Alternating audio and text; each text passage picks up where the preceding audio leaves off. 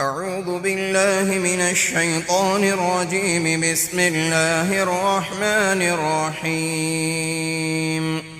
قال فما خطبكم أيها المرسلون؟ قالوا إنا أرسلنا إلى قوم مجرمين لنرسل عليهم حجارة من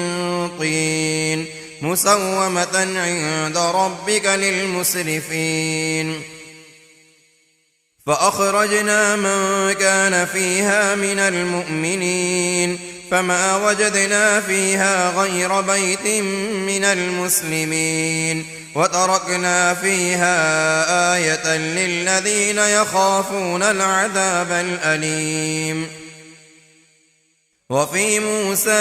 إذ أرسلناه إلى فرعون بسلطان مبين فتولى بركنه وقال ساحر أو مجنون فأخذناه وجنوده فنبذناهم في اليم وهو مليم.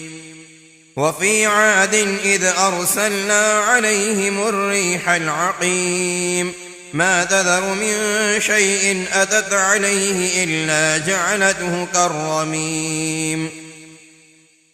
وفي ثمود إذ قيل لهم تمتعوا حتى حين فعتوا عن أمر ربهم فأخذتهم الصاعقة وهم ينظرون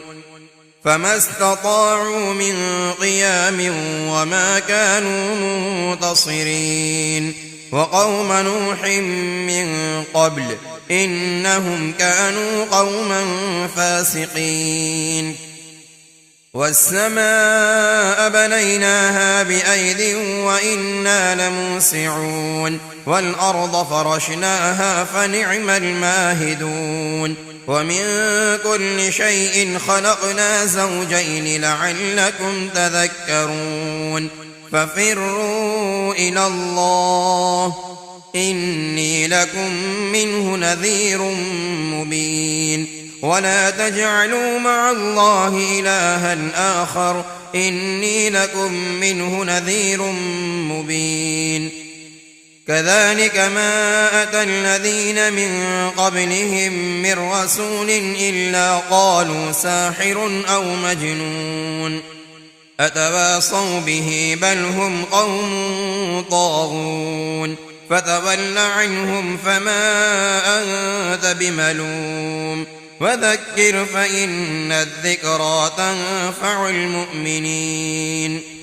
وما خلقت الجن والإنس إلا ليعبدون ما أريد منهم من رزق وما أريد أن يطعمون إن الله هو الرزاق ذو القوة المتين. فإن للذين ظلموا ذنوبا مثل ذنوب أصحابهم فلا يستعجلون. فويل للذين كفروا من يومهم الذي يوعدون. بسم الله الرحمن الرحيم. والطور وكتاب مسطور في رق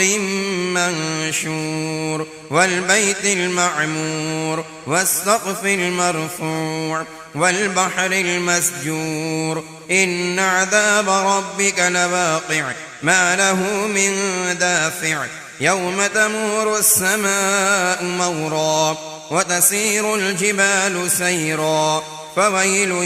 يومئذ للمكذبين الذين هم في خوض يلعبون يوم يدعون إلى نار جهنم دعا هذه النار التي كنتم بها تكذبون. أفسحر هذا أم أنتم لا تبصرون اصلوها فاصبروا أو لا تصبروا سواء عليكم إنما تجزون ما كنتم تعملون. إن المتقين في جنات ونعيم فاكهين بما آتاهم ربهم ووقاهم ربهم عذاب الجحيم كلوا واشربوا هنيئا بما كنتم تعملون متكئين على سرر مصفوفة وزوجناهم بحور عين والذين آمنوا واتبعتهم ذريتهم بإيمان ألحقنا بهم ذريتهم وما ألتناهم من عملهم من شيء كل امرئ بما كسب رهين وأمددناهم بفاكهة ولحم مما يشتهون يتنازعون فيها كأسا لا لغو فيها ولا تأثيم ويطوف عليهم غلمان لهم كأنهم لؤلؤ مكنون وأقبل بعضهم على بعض يتساءلون قالوا إنا كنا قبل في أهلنا مشفقين فمن الله علينا ووقعنا عذاب السموم إنا كنا من قبل ندعوه إنه هو البر الرحيم فذكر فما أنت بنعمة ربك بكاهن ولا مجنون أم يقولون شاعر نتربص به ريب المنون قل تربصوا فإني معكم من المتربصين أم تأمرهم أحلامهم بهذا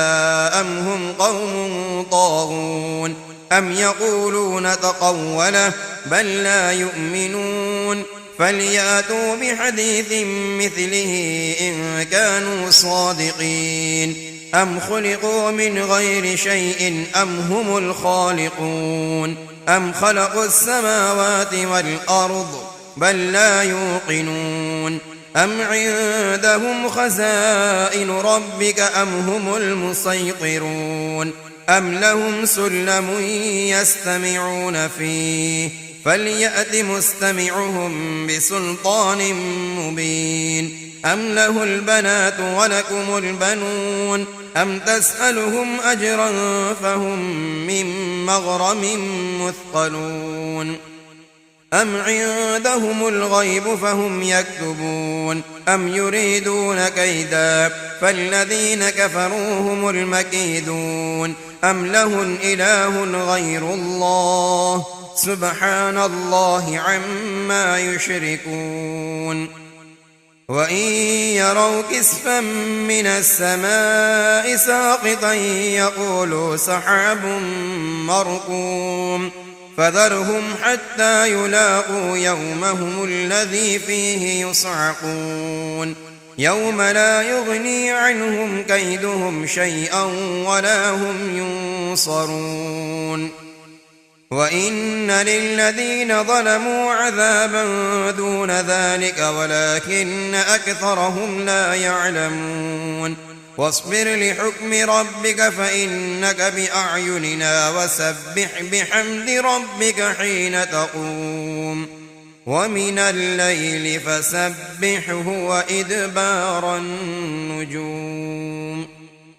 بسم الله الرحمن الرحيم والنجم إذا هوى ما ضل صاحبكم وما غوى وما ينطق عن الهوى إن هو إلا وحي يوحى علمه شديد القوى ذو مرة فاستوى وهو بالأفق الأعلى ثم دنا فتدلى فكان قاب قوسين أو أدنى فأوحى إلى عبده ما أوحى ما كذب الفؤاد ما رأى أفتمارونه على ما يرى ولقد رآه نزلة أخرى عند سدرة المنتهى عندها جنة المأوى إذ يغشى السدرة ما يغشى ما زاغ البصر وما طغى لقد رأى من آيات ربه الكبرى أفرأيتم اللات والعزى ومناة الثالثة الأخرى ألكم الذكر وله الأنثى تلك إذا قسمة ضيزى إن هي إلا أسماء سميتموها أنتم وآباؤكم ما أنزل الله بها من سلطان إن يتبعون إلا الظن وما تهوى الأنفس ولقد جاءهم من ربهم الهدى أم للإنسان ما تمنى فلله الآخرة والأولى وكم من ملك في السماوات لا تغني شفاعتهم شيئا إلا من بعد أن يأذن الله لمن يشاء ويرضى إن الذين لا يؤمنون بالآخرة ليسمون الملائكة تسمية الأنثى وما لهم به من علم إن يتبعون إلا الظن وإن الظن لا يغني من الحق شيئا فأعرض عمن تولى عن ذكرنا ولم يرد إلا الحياة الدنيا ذلك مبلغهم من العلم إن ربك هو أعلم بمن ضل عن سبيله وهو أعلم بمن اهتدى ولله ما في السماوات وما في الأرض ليجزي الذين أساءوا بما عملوا ويجزي الذين أحسنوا بالحسنى الذين يجتنبون كبائر الإثم والفواحش إلا اللمم إن ربك واسع المغفرة هو أعلم بكم إذ أنشأكم من الأرض وإذ أنتم أجنة في بطون أمهاتكم فلا تزكوا أنفسكم هو أعلم بمن اتقى أفرأيت الذي تولى وأعطى قليلا وأكدى أعنده علم الغيب فهو يرى أم لم ينبأ بما في صحف موسى وإبراهيم الذي وفى ألا تزر وازرة وزر أخرى وأن ليس للإنسان إلا ما سعى وأن سعيه سوف يرى ثم يجزاه الجزاء الأوفى وأن إلى ربك المنتهى وأنه هو أضحك وأبكى وأنه هو أمات وأحيا وأنه خلق الزوجين الذكر والأنثى من نطفة إذا تمنى وأن عليه النشأة الأخرى وأنه هو أغنى وأقنى وأنه هو رب الشعرى وأنه أهلك عادا الأولى وثمود فما أبقى وقوم نوح من قبل إنهم كانوا هم أظلم وأطغى والمؤتفكة أهوى فغشاها ما غشا فبأي آلاء ربك تتمارى هذا نذير من النذر الأولى أزفت الآزفة ليس لها من دون الله كاشفة أفمن هذا الحديث تعجبون وتضحكون ولا تبكون وأنتم سامدون فاسجدوا لله واعبدوا بسم الله الرحمن الرحيم اقتربت الساعة وانشق القمر وإن يروا آية يعرضوا ويقولوا سحر مستمر وكذبوا واتبعوا أهواءهم وكل أمر مستقر ولقد جاءهم من الأنباء ما فيه مزدجر حكمة بالغة فما تغني النذر فتول عنهم يوم يدعو الداعي إلى شيء نكر خش عن أبصارهم يخرجون من الأجداث كأنهم جراد منتشر مهطعين إلى الداع يقول الكافرون هذا يوم عسر كذبت قبلهم قوم نوح فكذبوا عبدنا وقالوا مجنون وازدجر فدعا ربه أني مغلوب فانتصر ففتحنا أبواب السماء بماء منهمر وفجرنا الأرض عيونا فالتقى الماء على أمر قد قدر وحملناه على ذات ألواح ودسر تجري بأعيننا جزاء لمن كان كفر ولقد تركناها آية فهل من مدكر فكيف كان عذابي ونذر ولقد يسرنا القرآن للذكر فهل من مدكر كذبت عاد فكيف كان عذابي ونذر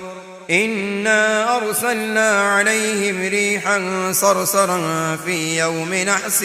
مستمر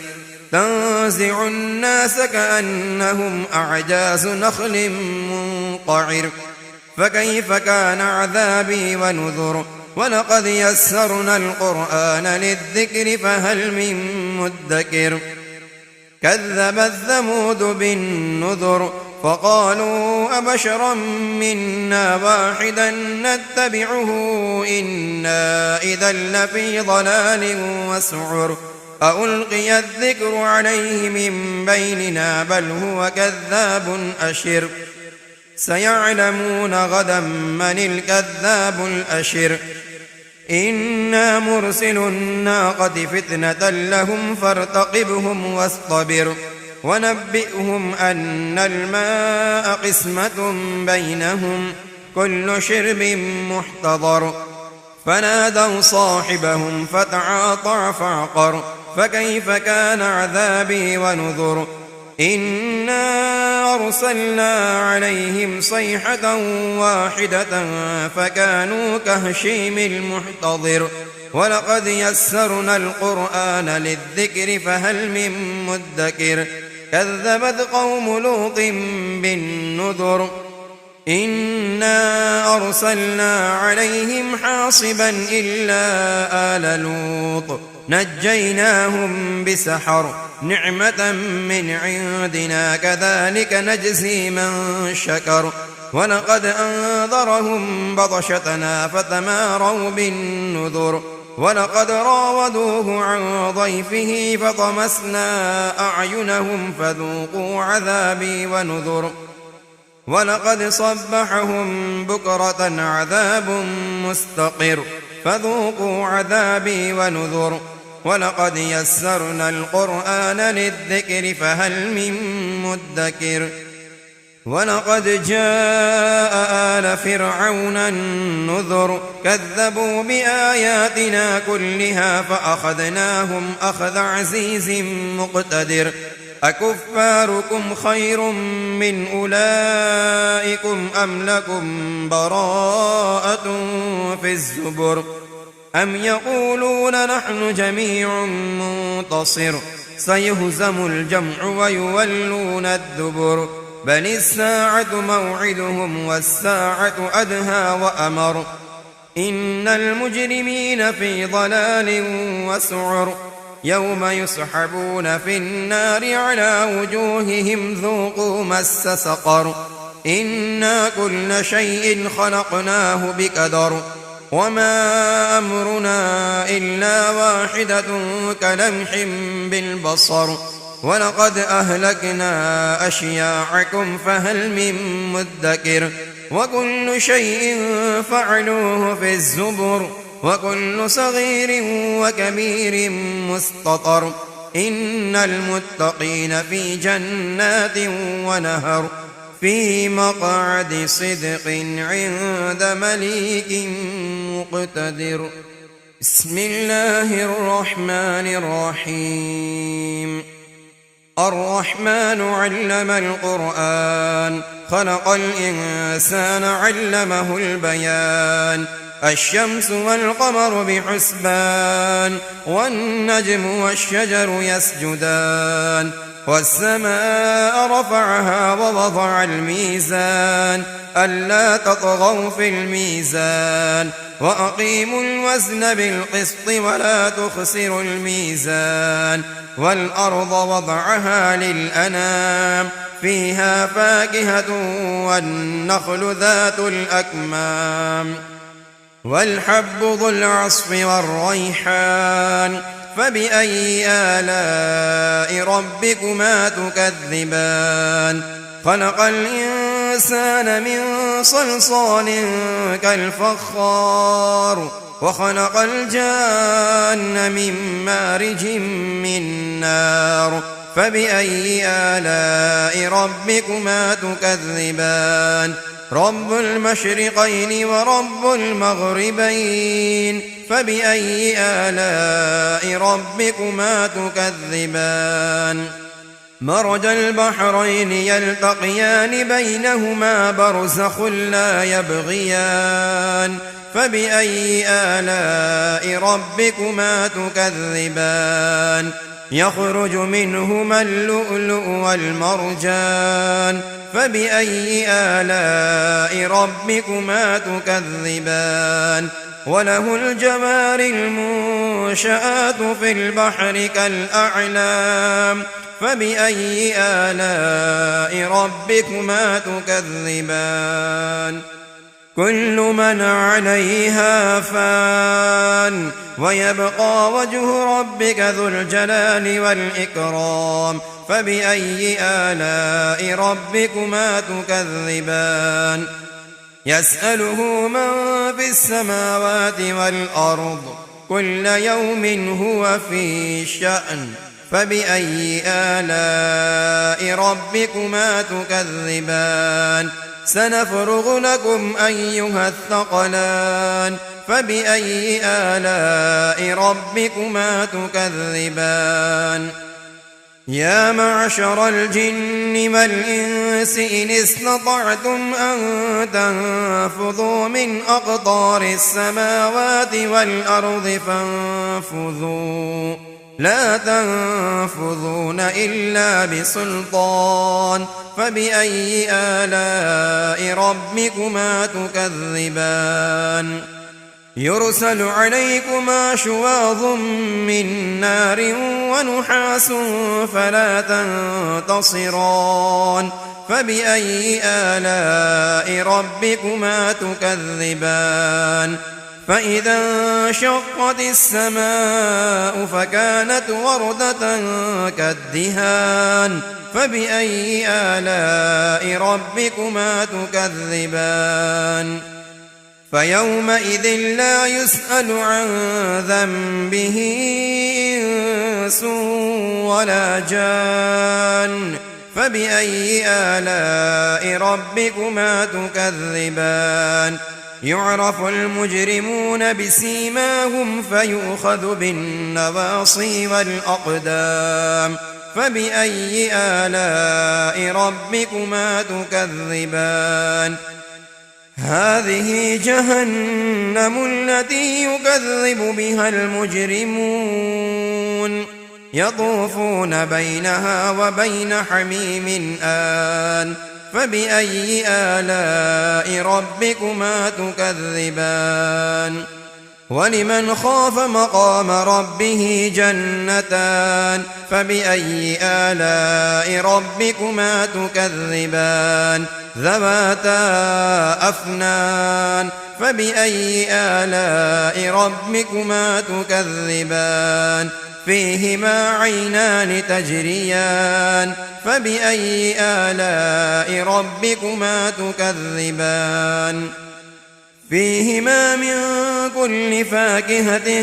زوجان فبأي آلاء ربكما تكذبان متكئين على فرش بطائنها من استبرق وجنى الجنتين دان فبأي آلاء ربكما تكذبان فيهن قاصرات الطرف لم يطمثهن إنس قبلهم ولا جان فبأي آلاء ربكما تكذبان كأنهن الياقوت والمرجان فبأي آلاء ربكما تكذبان هل جزاء الإحسان إلا الإحسان فبأي آلاء ربكما تكذبان ومن دونهما جنتان فبأي آلاء ربكما تكذبان مدهامتان فبأي آلاء ربكما تكذبان فيهما عينان نضاختان فبأي آلاء ربكما تكذبان فيهما فاكهة ونخل ورمان فبأي آلاء ربكما تكذبان فيهن خيرات حسان فبأي آلاء ربكما تكذبان حور مقصورات في الخيام فبأي آلاء ربكما تكذبان لم يطمثهن إنس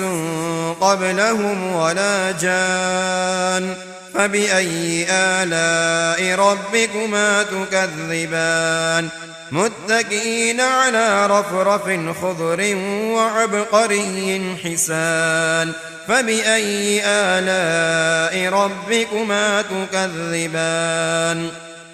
تبارك اسم ربك ذي الجلال والإكرام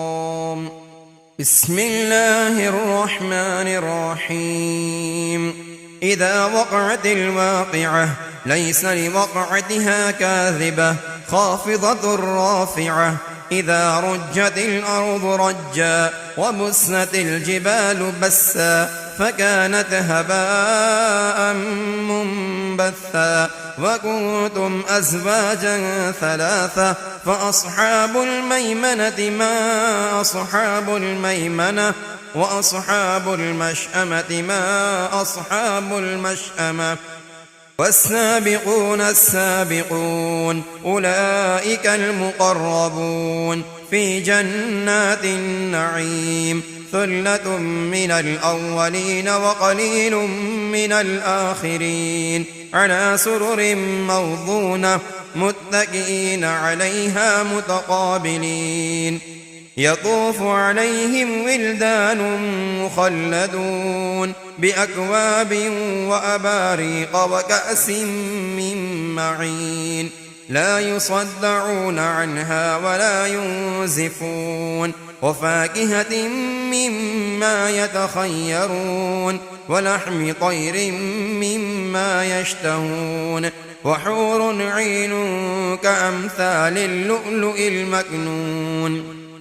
جزاء بما كانوا يعملون لا يسمعون فيها لغوا ولا تأثيما إلا قيلا سلاما سلاما وأصحاب اليمين ما أصحاب اليمين في سدر مخضود وطلح منضود وظل ممدود وماء مسكوب وفاكهة كثيرة لا مقطوعة ولا ممنوعة وفرش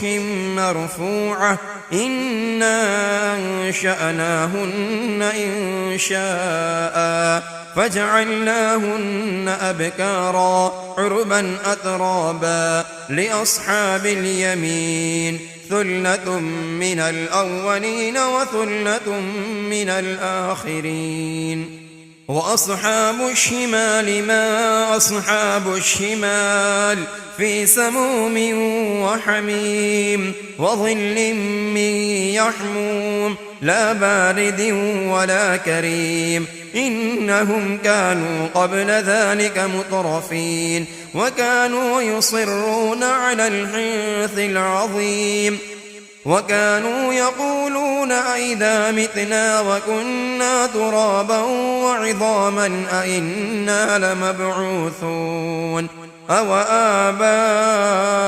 الأولون قل إن الأولين والآخرين لمجموعون إلى ميقات يوم معلوم ثم إنكم أيها الضالون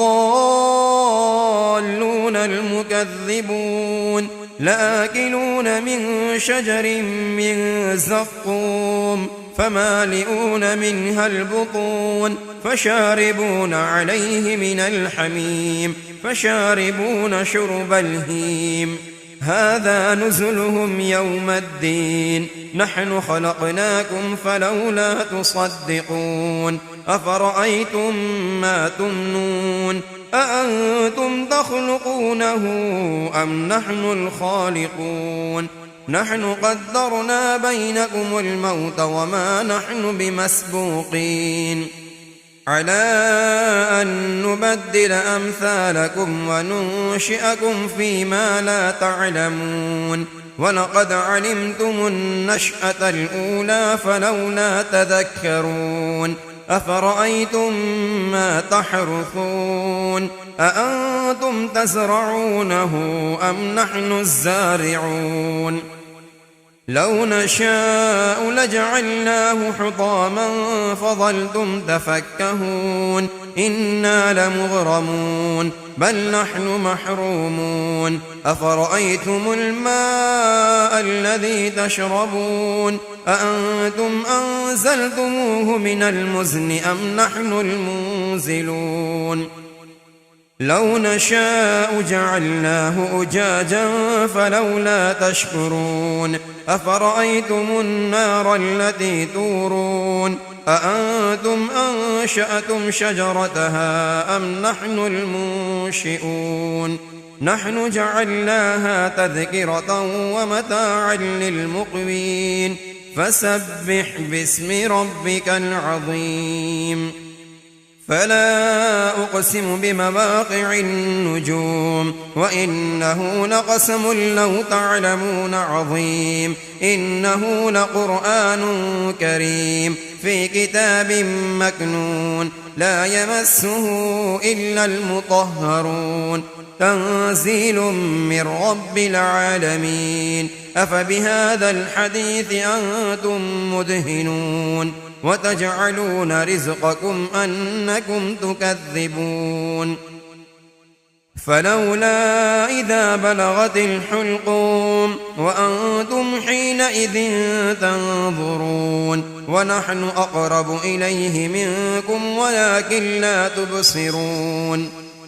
فلولا إن كنتم غير مدينين ترجعونها إن كنتم صادقين فأما إن كان من المقربين فروح وريحان وجنة نعيم وأما إن كان من أصحاب اليمين فسلام لك من أصحاب اليمين وأما إن كان من المكذبين الضالين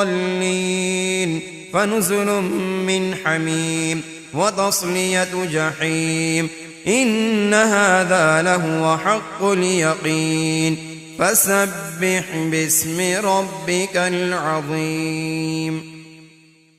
بسم الله الرحمن الرحيم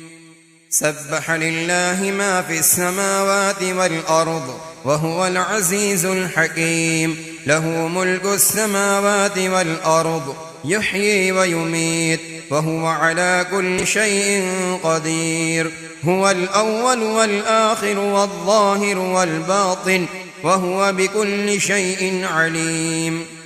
هو الذي خلق السماوات والأرض في 6 أيام ثم استوى على العرش يعلم ما يلج في الأرض وما يخرج منها وما ينزل من السماء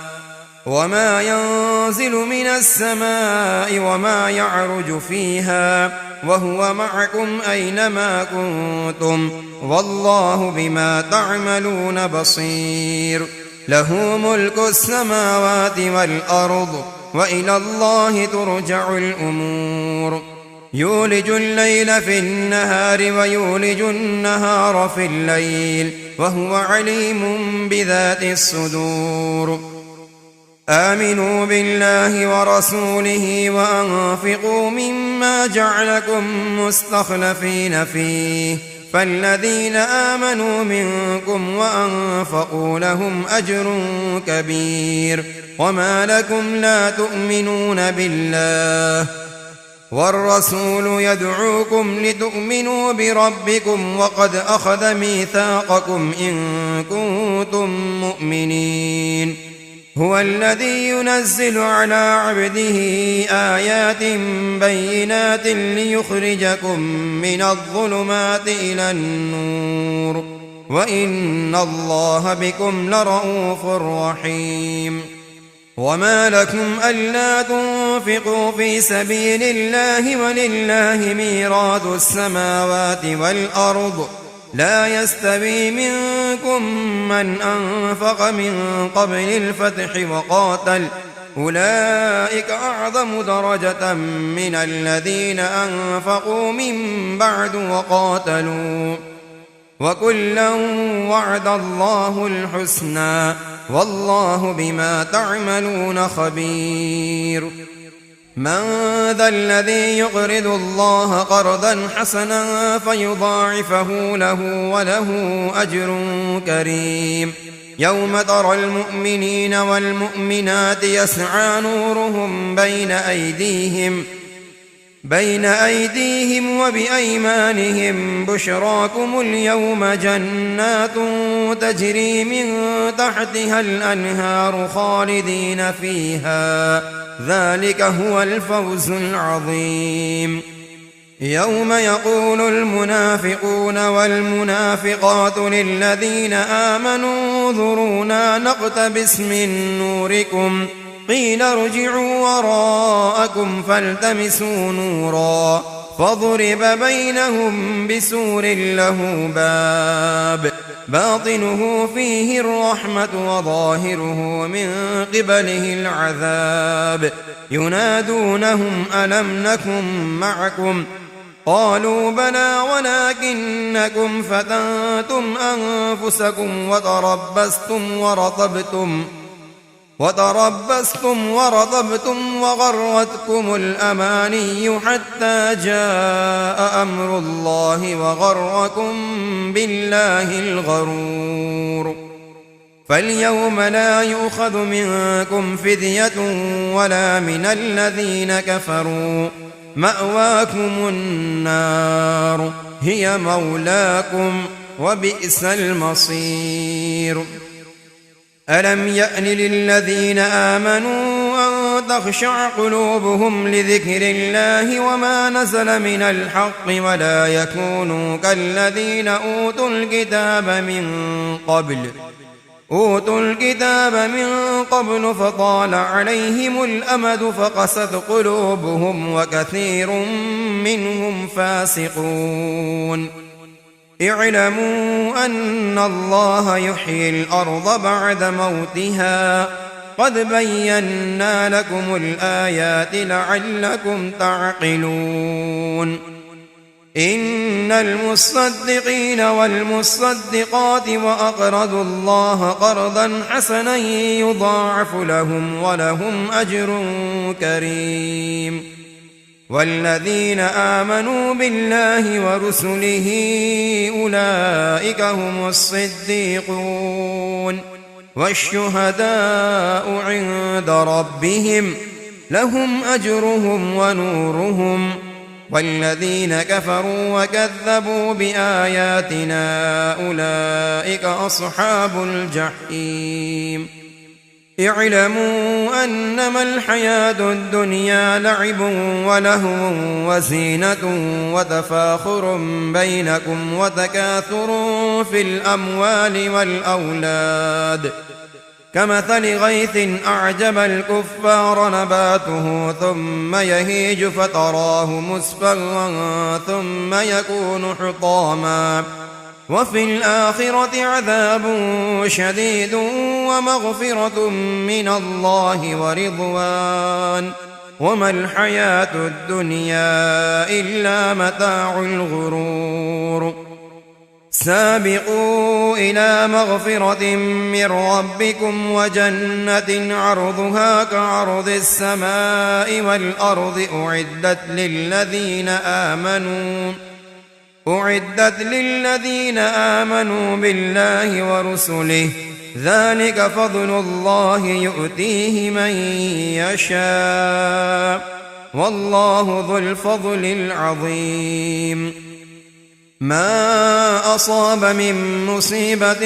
في الأرض ولا في أنفسكم إلا في كتاب من قبل أن نبرأها إن ذلك على الله يسير لكي لا تأسوا على ما فاتكم ولا تفرحوا بما آتاكم والله لا يحب كل مختال فخور الذين يبخلون ويأمرون الناس بالبخل ومن يتول فإن الله هو الغني الحميد لقد أرسلنا رسلنا بالبينات وأنزلنا معهم الكتاب والميزان ليقوم الناس بالقسط وأنزلنا الحديد فيه بأس شديد ومنافع للناس وليعلم الله من ينصره ورسله بالغيب إن الله قوي عزيز ولقد أرسلنا نوحا وإبراهيم وجعلنا في ذريتهما النبوة والكتاب فمنهم مهتد وكثير منهم فاسقون ثم قفينا على آثارهم برسلنا وقفينا بعيسى ابن مريم وآتيناه الإنجيل وجعلنا في قلوب الذين اتبعوه رأفة ورهبانية ابتدعوها ما كتبناها عليهم إلا ابتغاء رضوان الله فما رعوها حق رعايتها فآتينا الذين آمنوا منهم أجرهم وكثير منهم فاسقون يا أيها الذين آمنوا اتقوا الله وآمنوا برسوله يؤتكم كفلين من رحمته ويجعل لكم نورا تمشون به ويغفر لكم والله غفور رحيم لئلا يعلم أهل الكتاب ألا يقدرون على شيء من فضل الله وأن الفضل بيد الله يؤتيه من يشاء والله ذو الفضل العظيم